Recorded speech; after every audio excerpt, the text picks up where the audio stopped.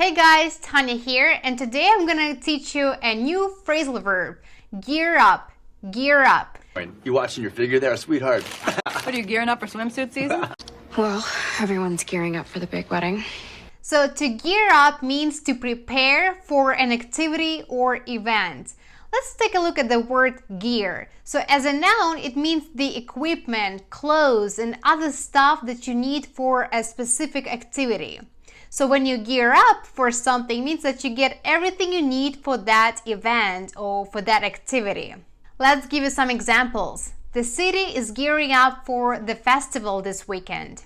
Local restaurants are geared up to serve lots of people coming out to watch the Super Bowl. That's a quick lesson for today, guys. If you found this video useful, please make sure to like it. And don't forget to practice, of course. So I've got a question for you. Have you ever had to gear up for a big event? What kind of event was it and what did you have to do? Please write your answers in the comments below, and I'm gonna see you in the next video. Bye bye!